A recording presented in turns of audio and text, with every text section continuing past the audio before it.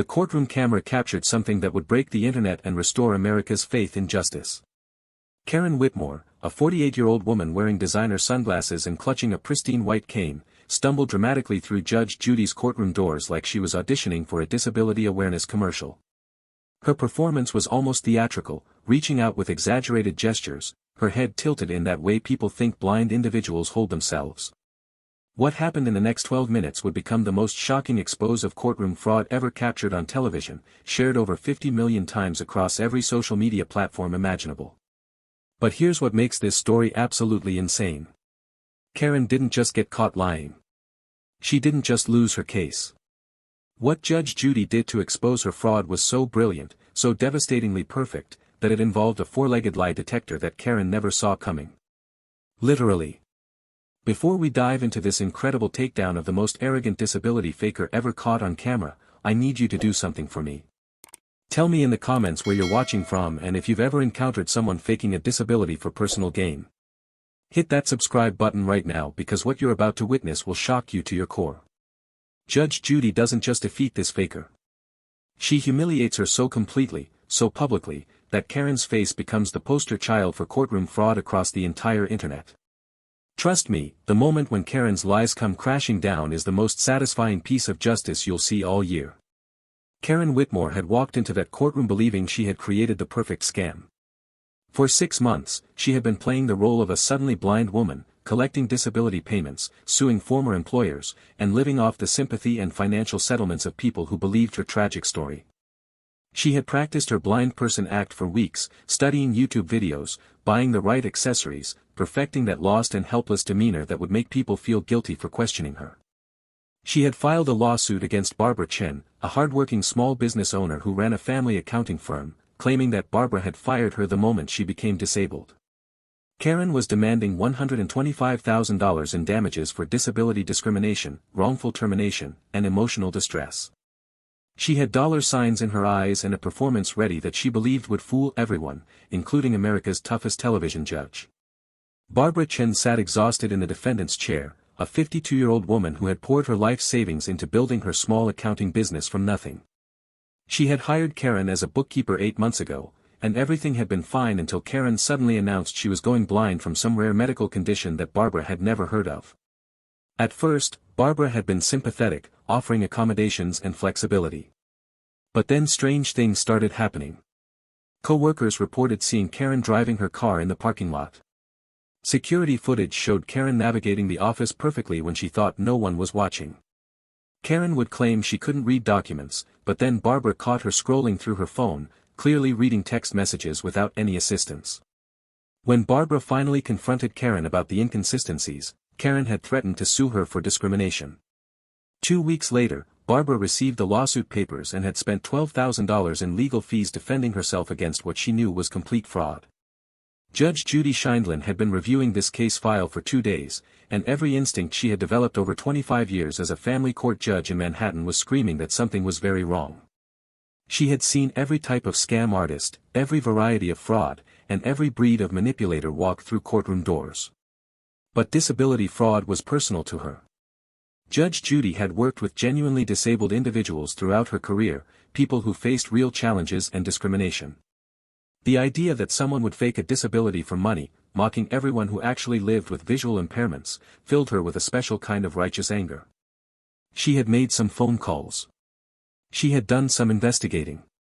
And she had prepared something special for Karen Whitmore that would expose her lies in the most humiliating and undeniable way possible.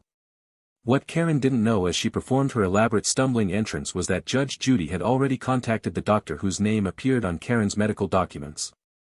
What Karen didn't realize was that Judge Judy had reviewed the security footage from Barbara's office and the social media posts that Karen thought she had deleted. What Karen couldn't possibly imagine was that Judge Judy had arranged for a special guest to attend today's proceedings, a guest who would prove beyond any doubt that Karen Whitmore could see perfectly fine. The trap was set. The cameras were rolling. And Karen was about to learn that faking a disability in Judge Judy's courtroom came with consequences that would destroy her life on national television. The courtroom buzzed with that electric energy that always accompanied Judge Judy's most dramatic cases. The audience had settled into their seats, production assistants completed their final checks, and the cameras focused on the peculiar scene unfolding at the plaintiff's table. Karen Whitmore was putting on the performance of her lifetime, fumbling with her papers in an exaggerated display of helplessness, accidentally knocking over a cup of water that splashed across the table, gasping dramatically as if this minor spill was a catastrophic event in her difficult disabled life. She turned her face toward where she assumed the cameras were positioned, her expression carefully crafted to convey brave suffering and dignified perseverance in the face of her tragic blindness. What she didn't notice was Judge Judy's eyes narrowing into that expression that regular viewers knew meant someone was about to be absolutely destroyed. Judge Judy opened the proceedings with her signature no-nonsense approach, her voice cutting through the courtroom like a scalpel through tissue. "Mrs. Whitmore, you're suing Miss Chen for $125,000, claiming she fired you because you became blind. Tell me about your condition." Karen took a deep breath, preparing to deliver the sob story she had rehearsed dozens of times in front of her bathroom mirror. "Your Honor, 6 months ago my life changed forever. I woke up one morning and everything was just darkness. The doctors diagnosed me with a rare degenerative condition that destroyed my optic nerves." She paused for dramatic effect, her voice cracking with practiced emotion. "I went from being an independent, successful professional to someone who couldn't even make coffee without help. Barbara fired me 3 weeks after my diagnosis. She claimed it was performance issues, but we all know the truth. She didn't want to deal with a disabled employee. The performance was almost impressive in its commitment to the lie." Karen gestured expansively as she spoke, occasionally reaching out as if trying to orient herself in space, her white cane leaning against her chair like a stage prop in a theater production.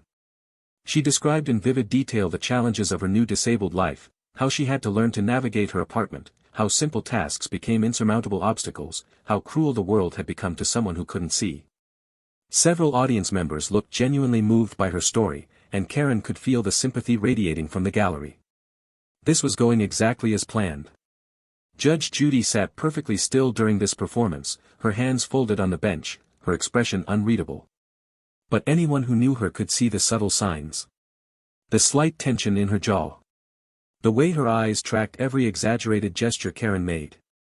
The almost imperceptible shake of her head when Karen described medical details that didn't quite add up. When Karen finally finished her opening statement, Judge Judy turned her attention to Barbara Chen. "Miss Chen, what's your response to these allegations?" Barbara's voice shook slightly as she began to speak, the exhaustion of 6 months fighting this fraudulent lawsuit evident in every word. "Your Honor, I want to be absolutely clear. I did not fire Karen because of any disability. I fired her because she was committing fraud." Barbara pulled out a thick folder of evidence, her hands trembling with a mixture of anger and vindication. "I have security footage from my office showing Karen navigating perfectly in complete darkness. I have witness statements from co-workers who saw her driving, reading, using her phone without any assistive technology. I have social media posts from after her supposed blindness where she's clearly engaging in activities that require perfect vision." Karen's response was immediate and aggressive, her voice rising with indignation that would have been convincing if Judge Judy hadn't already spotted 17 different lies in her initial paperwork. "That footage is doctored. Those social media posts were scheduled before I went blind." Her voice took on a sharp edge, the victim persona slipping slightly. "Your Honor, this is exactly the kind of discrimination disabled people face every day. Everyone assumes we're faking. Everyone questions our legitimacy. Just because I've learned to adapt doesn't mean I can see." Judge Judy leaned forward slightly, and the courtroom temperature seemed to drop 10 degrees. "Mrs. Whitmore, let's talk about your medical documentation. You submitted a letter from Dr. Michael Stevens, an ophthalmologist, confirming your diagnosis." Karen nodded confidently, adjusting her sunglasses with theatrical precision. "Yes, Your Honor. Dr. Stevens has been treating me since my condition developed. He's a respected specialist in rare optical disorders." Judge Judy's smile was cold enough to freeze water. "That's fascinating, Mrs. Whitmore. Because I personally called Dr. Michael Stevens' office yesterday. The office manager informed me that Dr. Stevens retired 8 months ago and hasn't seen patients in over a year." She let that information hang in the air like a guillotine blade waiting to drop. "Would you like to revise your statement about who's been treating you?" The color drained from Karen's face behind her designer sunglasses. She stammered slightly, her confident persona cracking like ice under pressure. That must be a different Dr. Stevens. There are probably multiple ophthalmologists with that name in the area. Judge Judy's expression could have cut glass. The doctor's signature on your letter matches the retired Dr. Stevens' signature exactly. I had a handwriting expert compare it to his genuine medical documents. Your letter is a forgery, Mrs. Whitmore. A very poor forgery. The courtroom atmosphere had shifted from sympathetic curiosity to hostile suspicion in the span of 30 seconds. Karen Whitmore sat frozen in her chair, her carefully constructed facade beginning to crumble like a sandcastle against an incoming tide. But she wasn't ready to give up her performance yet. She had invested too much in this scam, too much money already collected from disability payments, too many other lawsuits pending against former employers who had also questioned her convenient blindness. She doubled down on her act with desperate intensity. Your Honor, I don't know what kind of investigation you think you've conducted, but I am genuinely blind. Perhaps there was a mix-up with the doctor's office. Perhaps my medical records were mishandled. But I can assure you that my condition is absolutely real and absolutely devastating to my quality of life. Judge Judy wasn't buying a single word. Mrs. Whitmore, let's conduct a simple test. I'm going to ask you to demonstrate how you use your white cane to navigate unfamiliar spaces. This is a standard mobility technique that every blind individual learns during rehabilitation. Please show the court how you would use your cane to walk from your current position to the defendant's table. Karen's hands tightened on the cane, her mind racing to remember the YouTube videos she had watched about proper cane technique. She stood slowly, making a show of disorientation, and began tapping the cane in front of her with broad, sweeping gestures that looked more like she was sweeping a floor than navigating space. Judge Judy watched this performance with the clinical detachment of a scientist observing a failed experiment. Mrs. Whitmore, that's not remotely how mobility canes are used. You're holding it like a broom. Genuine blind individuals use a specific rhythmic arc pattern that allows them to detect obstacles before physical contact. What you're doing is theatrical nonsense. The audience murmured with growing realization that they were witnessing an elaborate fraud collapsing in real time. Karen's performance was becoming more frantic, more exaggerated, as if increasing the drama would somehow make her lies more believable. She stumbled deliberately, reaching out to grab the table edge, her breathing becoming theatrical and labored. This is so humiliating, Your Honor. Having to prove my disability to people who refuse to believe me. This is exactly why disabled people suffer in silence rather than seeking the accommodations and justice they deserve. Her voice carried that perfect blend of righteous indignation and wounded dignity that had worked on every other authority figure she had encountered. But Judge Judy wasn't every other authority figure. Judge Judy had been crushing manipulative liars since before Karen was born, and this particular brand of fraudulent victimhood made her blood boil with righteous fury. Judge Judy pulled out another document from her folder, holding it up for the cameras to capture clearly. Mrs. Whitmore, I'd like to discuss your social media activity. Specifically, some Instagram posts from 3 weeks ago.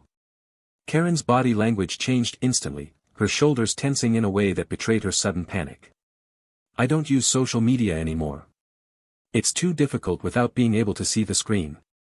Judge Judy's smile was predatory and absolutely merciless. Really?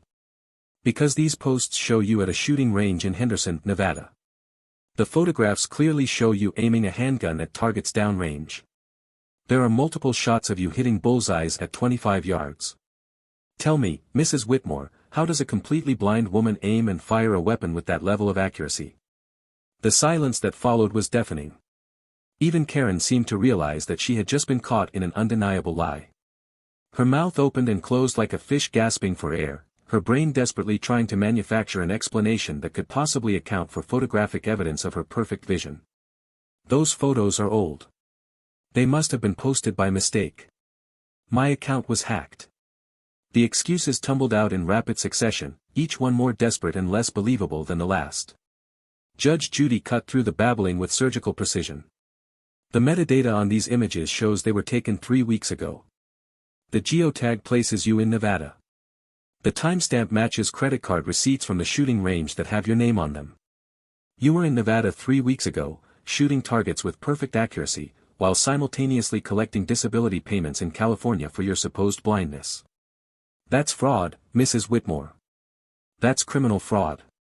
Karen's voice rose to a near shriek, her victim persona completely abandoned in favor of aggressive defensiveness. You don't understand medical conditions, Judge. You clearly don't know anything about disability law. Maybe if you actually educated yourself instead of just being a TV judge who thinks she knows everything, you'd understand that blind people can still do things. The courtroom went absolutely silent. Karen had just committed the cardinal sin of Judge Judy's courtroom. She had insulted the judge's intelligence, questioned her legal expertise, and dismissed her authority in front of millions of viewers. Judge Judy's expression transformed from skeptical to absolutely glacial. The temperature in the room seemed to drop 20 degrees. Her voice, when she spoke, carried the weight of 35 years of legal experience and zero tolerance for entitled fraud. Miss Whitmore, you just made the biggest mistake of your life. But before I rule on this case, I have one more test I'd like to conduct. A test that will prove beyond any shadow of doubt whether you can see or not. And trust me, this test is absolutely foolproof.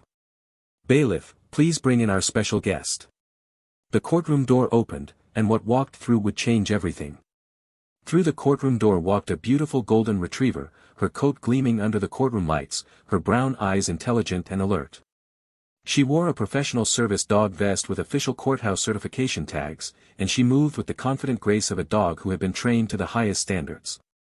This was Bailey, and she was about to become the most famous dog in internet history.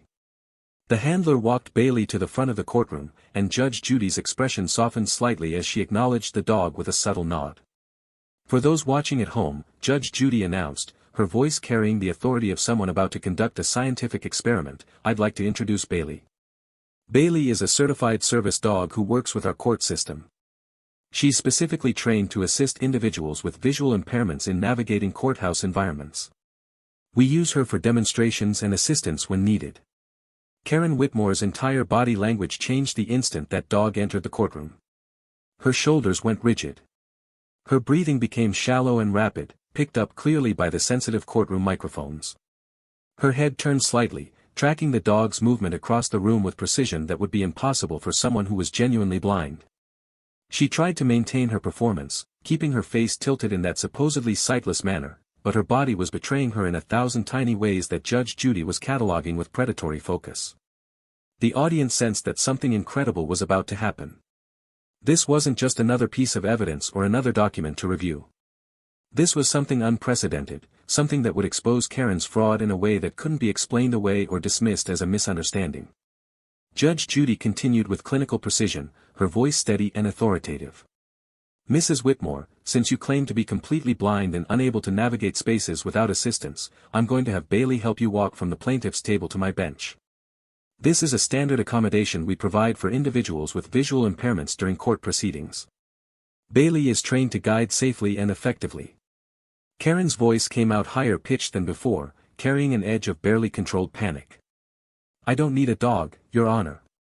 I have my cane. I've learned to navigate with my cane. Judge Judy's smile was absolutely merciless. Humor me, Mrs. Whitmore. Consider it a demonstration of how we accommodate disabled individuals in our courthouse. Surely you have no objection to accepting help that's specifically designed for people with your condition. The handler began walking Bailey slowly toward Karen's position. The dog moved calmly and professionally, completely focused on her task.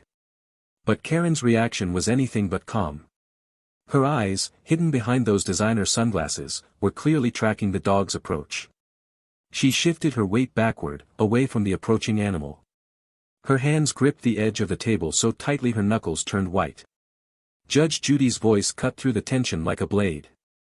Mrs. Whitmore, Bailey is approaching you from the right side. Since you claim to be completely blind, you shouldn't be able to know that without hearing her movements or being told her position. Bailey hasn't made any sound yet, and I haven't told you where she is. Karen stammered desperately. I can sense her presence. Blind people develop heightened other senses. I can feel the air movement or something. Judge Judy's eyebrow raised skeptically. Air movement in a climate-controlled courtroom. How convenient.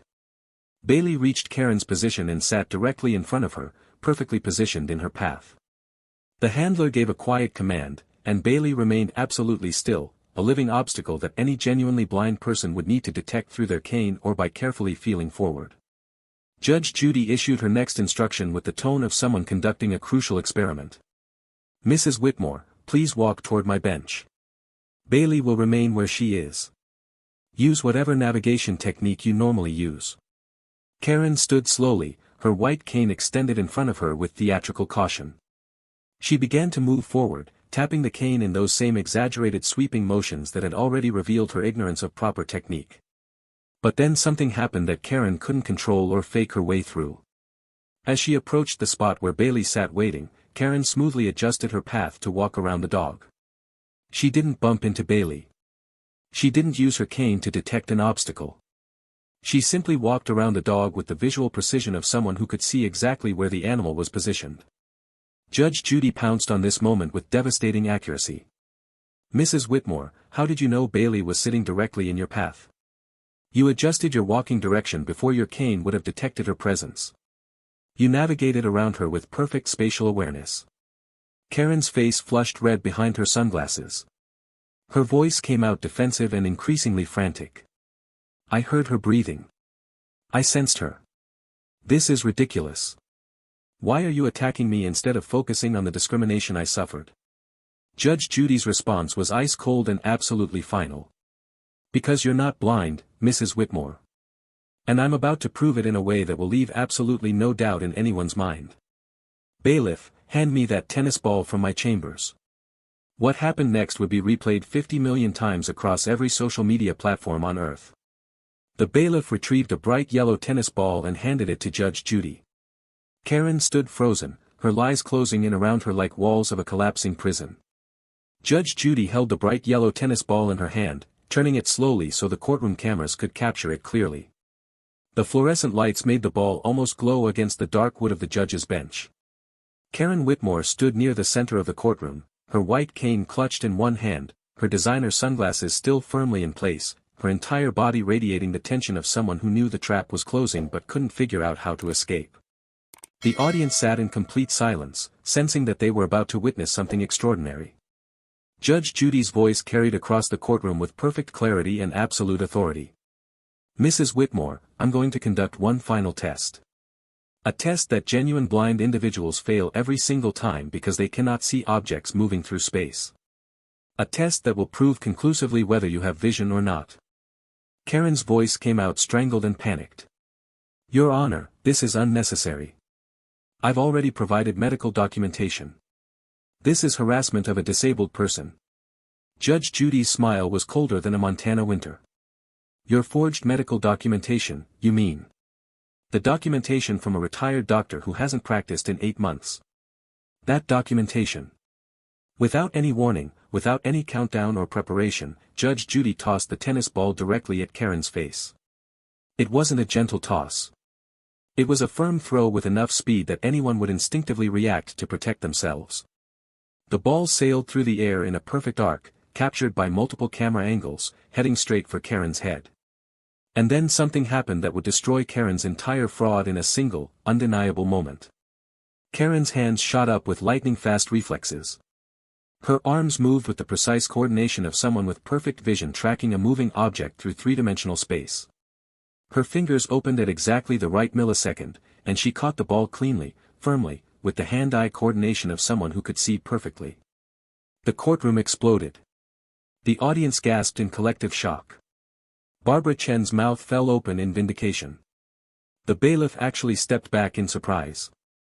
And Karen Whitmore stood there frozen like a statue, the bright yellow tennis ball clutched in both hands, her designer sunglasses still on her face, the evidence of her perfect vision captured from 6 different camera angles in crystal clear high definition. For 3 full seconds, nobody moved. Nobody spoke. The only sound was the quiet hum of the courtroom's air conditioning system and the faint whir of cameras capturing every detail of Karen's absolute destruction. Then Karen seemed to realize what she had just done. The color drained from her face so completely she looked like she might faint. Her hands began to shake, the tennis ball trembling between her fingers. She tried to speak, her mouth opening and closing, but no words came out. She had just provided irrefutable, undeniable, absolutely devastating proof that she could see perfectly. Judge Judy's voice cut through the stunned silence like an executioner's blade, measured and merciless. Mrs. Whitmore, would you like to explain to this court how a completely blind woman just caught a ball thrown at her face? Better yet, let's discuss how you tracked that ball's movement from my hand to yours with absolutely perfect hand-eye coordination. The kind of coordination that requires functional vision, working optic nerves, and a brain that can process visual information in real time. Karen's response was pure desperation, the flailing of someone drowning in their own lies. That was a reflex. That was just instinct. Anyone would have done that. Their hands would have just come up automatically. Judge Judy leaned forward, her expression absolutely withering in its contempt. Mrs. Whitmore, blind people do not catch balls thrown at them. Blind people cannot track moving objects through space. Blind people cannot coordinate their hand movements with perfect precision to intercept an object they cannot see. What you just demonstrated is called visual motor coordination, and it requires sight. The dam broke completely. Karen ripped off her sunglasses with shaking hands, revealing eyes that were perfectly normal, pupils dilating appropriately to the courtroom lights, no cloudiness or damage or any sign of the degenerative condition she had claimed destroyed her optic nerves. Tears began streaming down her face, but these weren't the practiced crocodile tears of her victim performance. These were real tears of fear and humiliation. Your Honor, please. I can explain. I made a mistake. I was desperate. I lost my job and I needed money and I just thought. Judge Judy's voice rose with righteous fury, cutting through Karen's pathetic excuses like a sword through paper. You thought you could fake a disability and get rich. You thought you could mock people with real visual impairments by pretending to be blind. You thought you could manipulate the system, exploit sympathy, and destroy innocent business owners like Barbara Chen who did absolutely nothing wrong except catch you in your fraud. Judge Judy pulled out yet another folder, this one thicker than all the previous evidence combined. Let's talk about the full scope of your criminal enterprise, Mrs. Whitmore. Because this isn't your first fraudulent disability lawsuit, is it? Karen's eyes widened with horror as Judge Judy began reading from documents that detailed 6 months of systematic fraud. You filed 4 separate lawsuits against 4 different employers, all claiming the same sudden blindness, all demanding 6-figure settlements.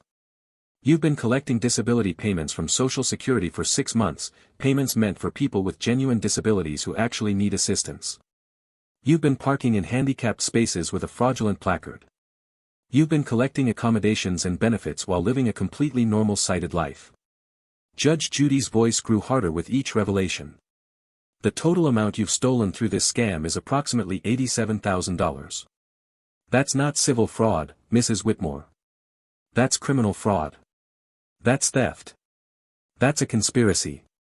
That's a forgery of medical documents. Karen had collapsed into her chair, sobbing uncontrollably, her entire world crumbling around her in real time on national television.